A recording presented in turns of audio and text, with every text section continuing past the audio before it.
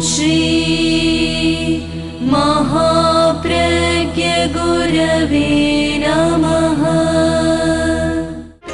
जिसके सांसों में रहता है शाश्वत शांति का स्पंदन, उस महाप्रज्ञ को वंदन, उस महाप्रज्ञ को वंदन। सत्य अहिंसा अनेकांत को अर्पित जिसका तन मन, उस महाप्रज्ञ को वंदन, उस महाप्रज्ञ को वंदन। जिसके सांसों में रहता है शाश्वत शांति का स्पंदन, उस महाप्रज्ञ को वंदन, उस महाप्रज्ञ को वंदन।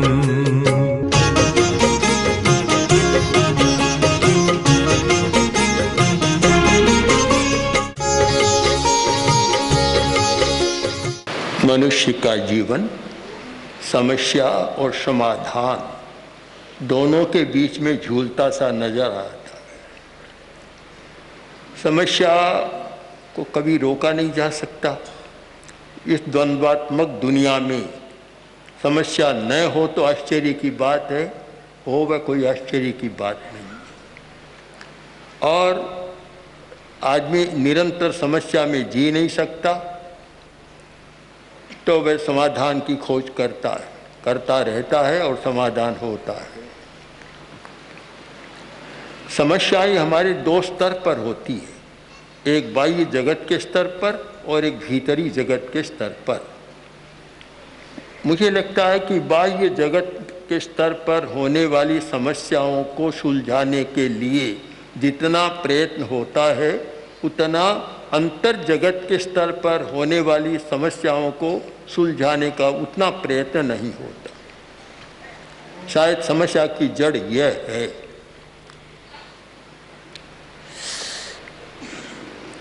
बहुत लोग पूछते हैं कि हजारों वर्षों की अवधि में इतने बड़े बड़े विद्वान, आचार्य, चिंतक हुए और बहुत समाधान दिया, पर दुनिया तो वैसी की वैसी चल रही है। प्रश्न भी ठीक है, उत्तर भी हमें उचित खोजना चाहिए कि बदलना व्यक्ति से ज़्यादा संबंध रखता है, समाज से थोड़ा रखता तो है पर थोड़ा अल्प मात्रा में। व्यक्तियों को हम तीन श्रेणी में बांट सकते हैं। एक आचार्य के मन में प्रश्न उठा कि एक आदमी दूसरे आदमी का हनन करता है, हानि पहुंचाता है, चोट करता है और कुछ करता है, नुकसान देता है उसको, तो क्या कोई व्यक्ति अपने आप को भी नुकसान पहुंचाता है, अपनी भी हानि करता है? तो उन्होंने उत्तर दिया बहुत अच्छा कि तिब्र कसाया विट्ठो अप्पाणन हणई अप्पेनन। जो तीव्र कषाय वाला है वह अपनी हत्या करता है, अपना हनन करता है। तीव्र कषाय वाला। हम मनुष्यों को तीन श्रेणियों में बांट दें, तीव्र कषाय वाला, मध्य कषाय वाला और मंद कषाय वाला। अब जब परिवर्तन की बात आएगी, बदलने की बात, वह हमें देखना होगा कि जिसका कषाय तीव्र है, कषाय एक पारिभाषिक शब्द है। हमारा जितने इमोशंस, पेशेंस या जितने जो अंतर के भाव हैं, वे सब कषाय शब्द के द्वारा वाच्य होते हैं। कषाय क्रोध, अहंकार, माया, कपट, लोभ, भय, घृणा, वासना आदि आदि जो भाव हैं, वे सब कषाय हैं। यानी हमारा भाव या मन रंगा हुआ रहता है, कसेला रहता है या रंगा हुआ रहता है और रंगीन चश्मा लगा हुआ रहता है। तो ये हमारे भाव कषाय। जिस व्यक्ति का कषाय तीव्र होता है, क्रोध आ गया तो इतना तेज आया कि चट्टान की लकीर की भांति जो मिटता भी नहीं, जीवन भर गांठ खुलती नहीं। और एक क्रोध ऐसा भी होता है जो मिट्टी की रेखा के समान, आता है, थोड़ी देर बाद, घंटा 2 घंटा बाद बराबर हो जाता है। एक ऐसा होता है जो बालू की रेखा के समान, रेत में कोई लकीर खींची, थोड़ी हवा चली, 2 मिनट में साफ। और एक क्रोध ऐसा होता है जो जल में लकीर के समान, आया और गया, बस समाप्त है। तो ये हमारी 4 प्रकृतियां क्रोध सब में लागू होती है कि एक तीव्र तर होता है, एक तीव्र होता है, एक मध्य होता है, एक मंद होता है। अब इस पर सारे मानवीय व्यवहार का विश्लेषण करें तो पता चलेगा कि तीव्र कषाय वाला है, उसे बदलना बहुत कठिन होता है, लगभग असंभव जैसा होता है। उसका दिमाग की रचना भी वैसी होती है, पूरी बात को सुनता भी नहीं, समझ भी नहीं पाता, और वह बदलने की बात ही नहीं करता। ऐसे 10-20% लोग होते हैं तीव्र कषाय वाले, उन्हें कभी बदला नहीं जा सकता। उनके लिए तो केवल बस अपराध करें तो सरकारी दंड, पुलिस का दंड, बस यही काम देता है। उनको संयम की बात समझाएं, शायद समझ में भी नहीं आता। तो दूसरी श्रेणी के लोग हैं जिनका कषाय मध्यम है, तीव्र भी नहीं, मंद भी नहीं, मध्यम कोटि का है। उन लोगों को प्रयत्न के द्वारा बदला जा सकता है, और उनका वह जो कषाय या क्रोध आदि होता है वह मिट्टी की रेखा के समान होता है, जो थोड़े प्रयत्न से ही उसको साफ बराबर किया जा सकता है। हम कोई भी यह दम न करे कि धर्म के द्वारा आदमी बदल जाएगा, और आज के धर्म के द्वारा तो बदलना मुझे कठिन लगता है। एक प्रेस कॉन्फ्रेंस में पूछा गया कि इतने धर्म और इतने धर्म गुरु आदमी बदलता क्यों नहीं है, तो मेरा साफ उत्तर था कि वर्तमान में जो धर्म चल रहा है उससे अगर आप बदलने की बात करें तो निराशा के सिवाय हाथ में कुछ नहीं आएगा। जिस धर्म के साथ नैतिकता का अनुबंध नहीं है वहाँ बदलने की बात नहीं आ सकती। जिस धर्म के साथ सांप्रदायिक कट्टरता है, जातिवाद की कट्टरता है और ये व्यावसायिक दुर्बुद्धि है, उसे बदलना बड़ा कठिन होता है। और धर्म के साथ पता नहीं क्या क्या जुड़ गया, नैतिकता तो कहीं गौण हो गई और नैतिकता शून्य धर्म एकदम प्रमुख बन गया। बस 10-20 मिनट, आधा घंटा धर्म करो, पूरे दिन बुराई करो, कोई चिंता की बात नहीं है। शाम को जाकर कह दो प्रभु मोरे अवगुण चित्त न धरो, सूरदास का पद सुना दो, माफ़ी मांग लो, साफ हो गए। और कल फिर करने के लिए कमर कसकर तैयारी। कमर कसकर एक लड़के ने कमर कस ली काशी। पिता ने पूछा, अरे कमर इतनी कसी क्यों है? कि पिताजी आपको पता नहीं, कल मास्टर साहब ने कहा था परीक्षा आ रही है तो कमर कसकर तैयारी करो। तो लगता है कि वह आदमी भी जब माफ़ी मांग लेता है तो दूसरे दिन कमर कसकर बुराई करने के लिए अवकाश रखता है। कोई चिंता की बात नहीं कि कल फिर सफाई कर लेंगे। जहाँ यह धर्म चलता हो कि बुराई की माफ़ी मांगते जाओ और बुराई करते चले जाओ, उस धर्म से कोई समाज बदलेगा, व्यक्ति बदलेगा, ऐसी हम कल्पना करें तो वह कल्पना भी व्यर्थ की कल्पना होगी। इसलिए इसमें नहीं जाना चाहिए। तो मध्यम स्तर वाले व्यक्ति को बदला जा सकता है, यदि समुचित प्रयत्न हो तो वह बदल सकता है।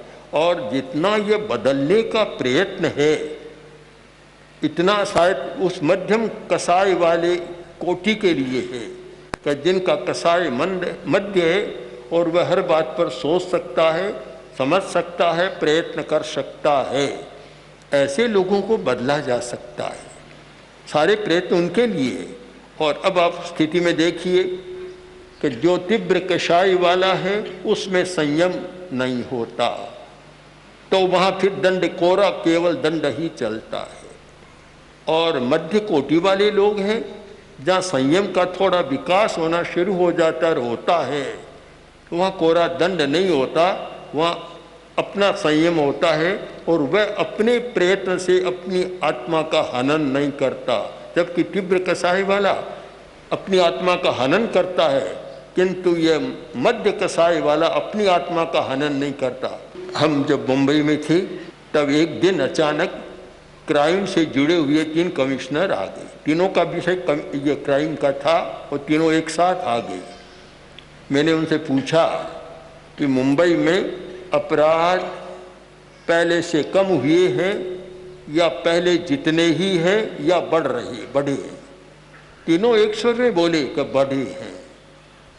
मैंने पूछा कारण, कि कारण यह रोटी का अभाव, गरीबी और रोटी का अभाव, इसलिए अपराध बहुत बढ़े।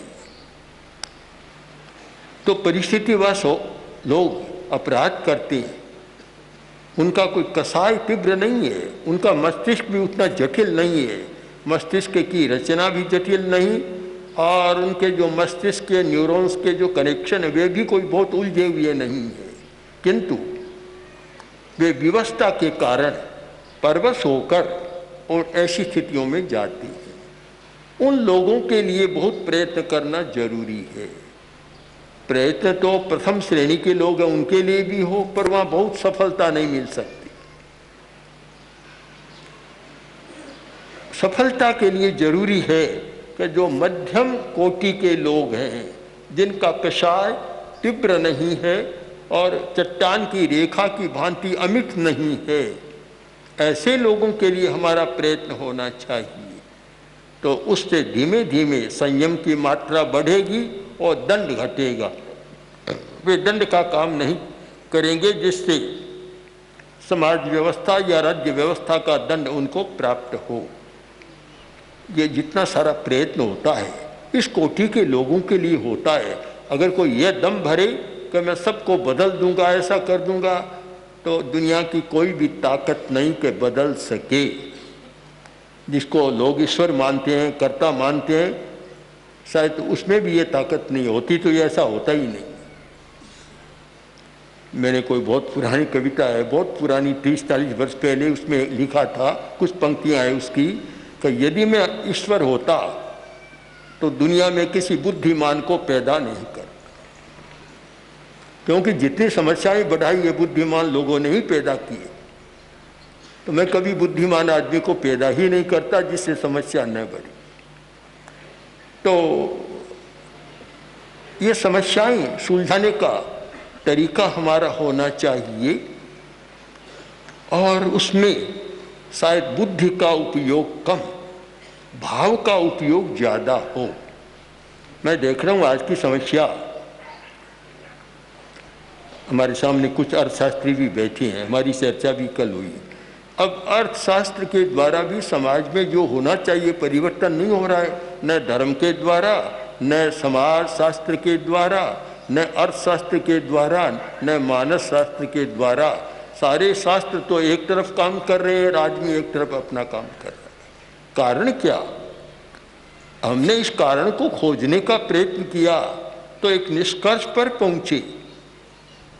आचार्य तुलसी की सन्निधि में हमारे बहुत इस पर प्रयत्न हुए और चिंतन करते करते हम इस निष्कर्ष पहुंचे कि परिवर्तन का जगत बुद्धि का जगत नहीं है, परिवर्तन का जगत हमारा भाव जगत है। अब कितना ही ज्ञान दे दें, कितना ही बता दें, कितना ही बुद्धि का व्यायाम करें, कितना ही पढ़ा दें, समझा दें, किंतु जब तक भाव नहीं जुड़ेगा बुद्धि बेचारी कुछ नहीं कर पाएगी। हमारा संचालक कौन है? इस पर भी हमने खोज की है। संचालक कौन है? मन हमारा संचालक नहीं है। बहुत लोग मन को आरोपित करते हैं, मन तो बेचारा काम करने वाला है। संचालक हमारा भाव तंत्र है, हमारा भाव, हमारी भावधारा। हमारे मस्तिष्क में बुद्धि का प्रकोष्ठ अलग है, मन का अलग है, भाव का अलग है। हमने ये खोजने का भी प्रयत्न किया कि लोग कहते हैं कि हृदय के साथ भाव का संबंध। हृदय क्या है? इस हृदय के साथ तो भाव का संबंध नहीं, यह तो भाव से प्रभावित होता है पर भाव को पैदा करने वाला नहीं है। भाव तंत्र को पैदा करने वाला हमारा मस्तिष्क और उसको हृदय का कहा जाए। पुराने ग्रंथों में आयुर्वेद में 2 हृदय माने हैं। एक हृदय तो ये जो पंपिंग कर रहा है और एक हृदय मस्तिष्क में माना है। हम उसकी पहचान करते हैं हाइपोथैलेमस, हमारे मस्तिष्क का एक हिस्सा है लिम्बिक सिस्टम का हाइपोथैलेमस, और वह हिस्सा भाव के लिए जिम्मेवार है। जब तक हम भाव का परिष्कार नहीं करेंगे, 100 वक्तव्य सुना दें, 100 पुस्तकें पढ़ा दें, कुछ भी कर दें, सारा बुद्धि का व्यायाम कर दें, किंतु परिवर्तन नहीं आएगा, क्योंकि परिवर्तन बुद्धि नहीं कर सकती। बुद्धि का काम है व्यवसायत्मिका बुद्धि, गीता का भी एक सुंदर व्यवसायत्मिका बुद्धि। बुद्धि का काम है व्यवसाय करना, निर्णय करना, निश्चय करना, किंतु बदलना उसका काम नहीं है। बदलना जब तक भाव का योग नहीं होगा, न मन बदल सकता न बुद्धि बदल सकती।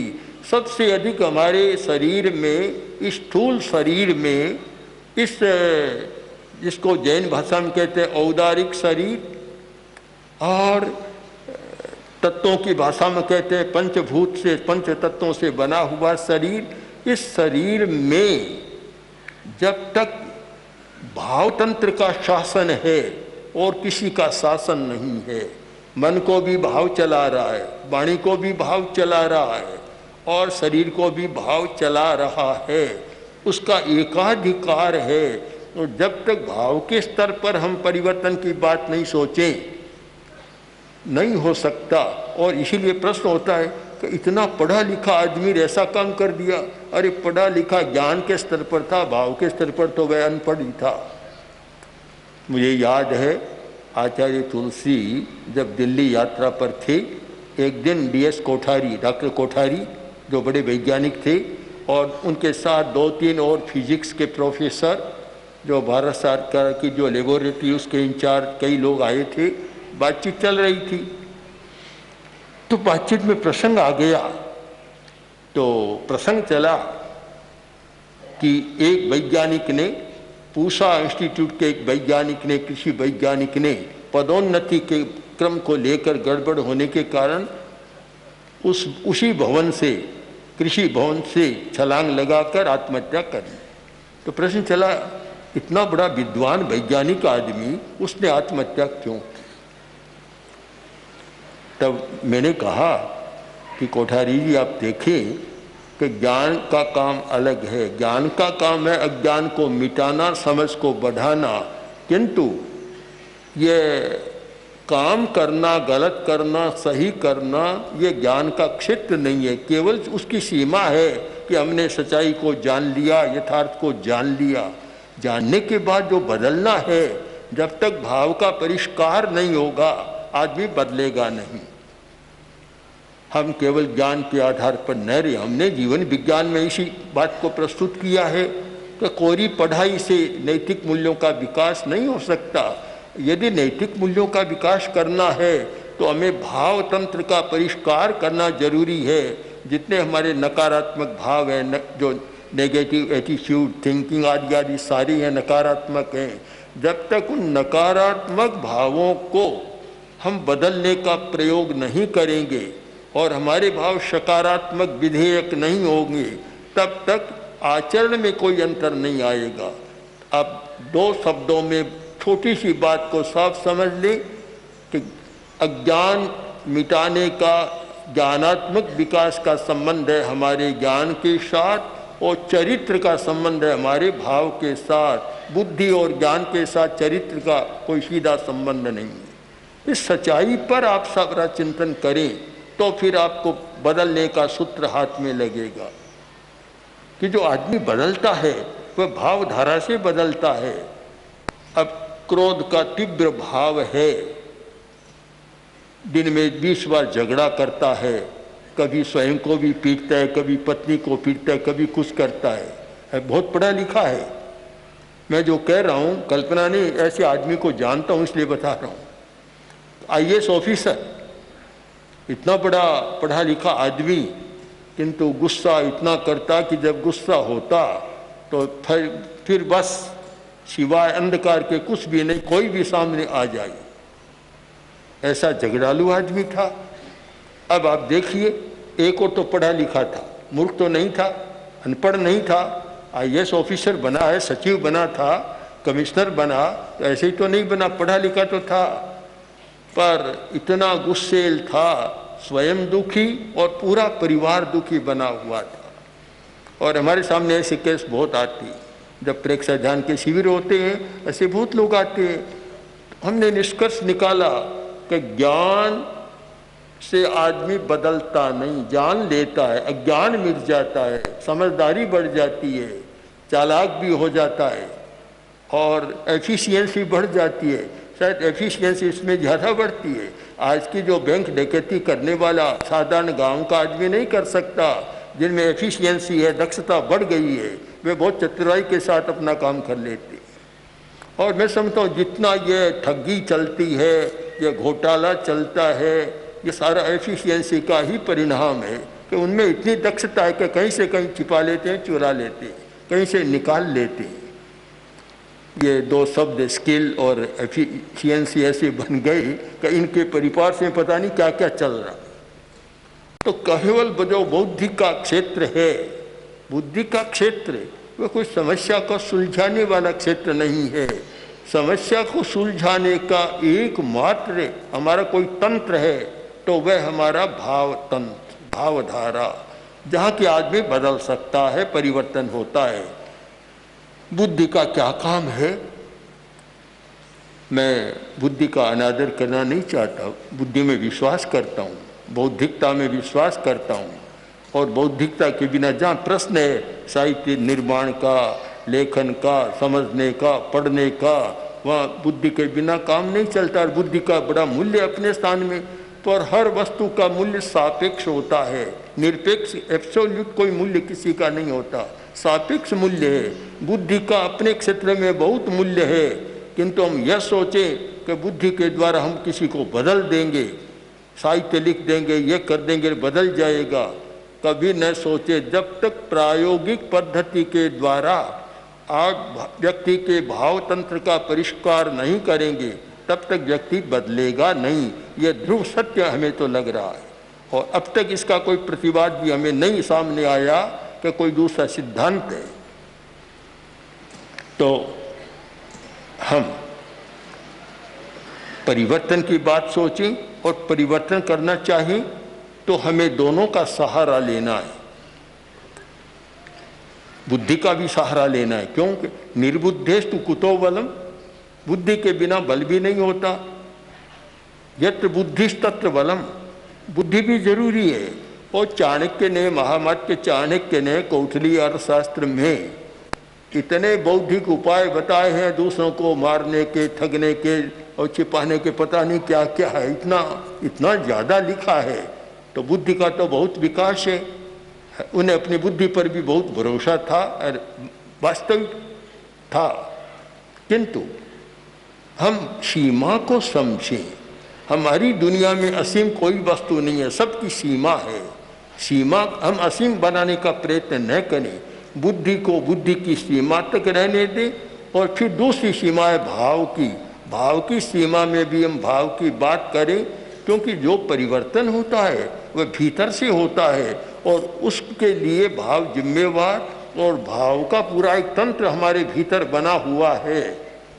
हमारा सूक्ष्म शरीर, हमारा सूक्ष्मतर शरीर, जो हमारी सटल बॉडी, सटलेस्ट बॉडी आदि आदि, जो एक पूरी श्रृंखला है जहाँ से कि सारे ये स्पंदन आते हैं और जिनके आधार पर आदमी काम करता है। तो भाव का परिष्कार, जो मध्यम श्रेणी के लोग हैं उनके भाव का परिष्कार प्रयत्न के द्वारा किया जा सकता है, क्योंकि उनका कसाय तीव्र नहीं है, पत्थर की रेखा जैसा या पत्थर के खंभे जैसा नहीं है। तीसरी कोटि के लोग जो मंद कसाय वाले, उनके लिए तो बहुत सरल बात है। जो मंद कसाई वाले हैं, बस उनको तो एक इशारा मिले, इतने में परिवर्तन। अब देखिए कसाई क्या है? हमारा भावात्मक संसार। कसाई का मतलब है भावात्मक संसार, एक बुद्धि का संसार और एक कसाई का संसार। कसाय यानी नकारात्मक भाव, और जब कसाई का परिशोधन होता है, परिष्कार होता है, तो वही सकारात्मक भाव। क्रोध नकारात्मक भाव है, परिष्कार हुआ और क्षमा हो गई। सहन करने की शक्ति बढ़ गई। अहंकार नकारात्मक भाव है, उसका हमने परिष्कार किया तो हमारी विनम्रता विनय का विकास हो गया। ओम श्री महाप्रज्ञ गुरवे नमः। ओम श्री महाप्रज्ञ गुरवे नमः। ओम श्री महाप्रज्ञ गुरवे